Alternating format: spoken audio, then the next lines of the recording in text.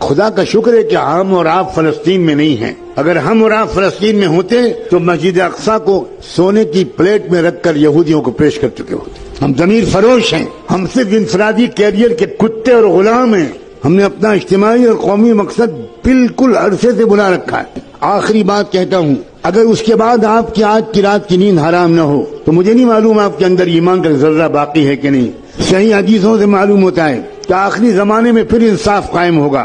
میں اس لیے کہہ رہا ہوں کہ پوری یقین سے کہہ رہا ہوں کہ نظام عالم بدلنے والا ہے. نظم عالم بدلے گا، نیا ورلڈ آرڈر آئے گا، ظلم کا دور ختم ہو کر رہے گا، انصاف کا دور قائم ہو کر رہے گا.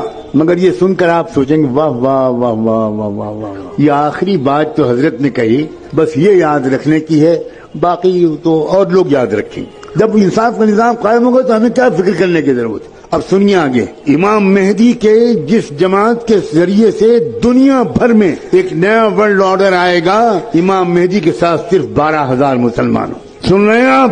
1 ارب مسلمانوں میں سے 12,000 اللہ تعالیٰ چھانٹے گا. اس کا مطلب یہ ہوا کہ 12,000 کو مائنس کر دیجئے، باقی لوگ اللہ کے نزدیک مسلمان ہی نہیں. یہ ہے کیفیت. ہوش میں آؤ لوگوں، بے ہوشی سے نکلو.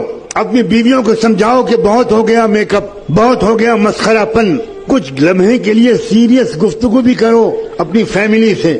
مستقبل اسلام کا ہے، میں قسم کھا کے کہہ رہا ہوں.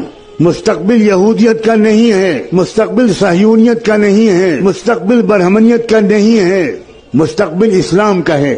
لیکن میں مستقبل مسلمانوں کا ہے یہ نہیں کہہ رہا ہوں.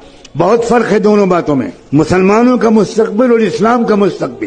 بالکل ممکن ہے اور تاریخ میں پہلے ہو چکا ہے کہ اللہ ہم پرانے نسلی مسلمانوں کو ریجیکٹ کر کے نئی قوموں کو اسلام دے دے اور ان کے ذریعے سے اسلام کو غلبہ حاصل ہو جائے. نسلی مسلمان ناکارہ ہو گئے.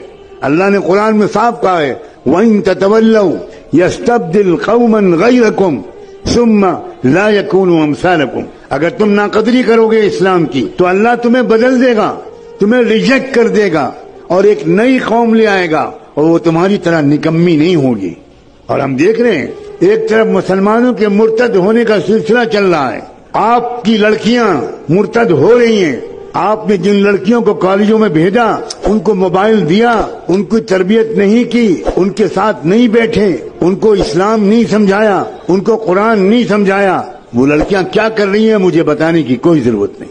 آپ اگر بے خبر ہے تو سوائے اس کے کہ آپ ماتم کریں، ایک بار صبح اور ایک بار شام، اس کے سوا میں آپ کو کوئی مشورہ نہیں دے سکتا. اور ایک طرف کیا ہو رہا ہے، روزانہ کم سے کم 50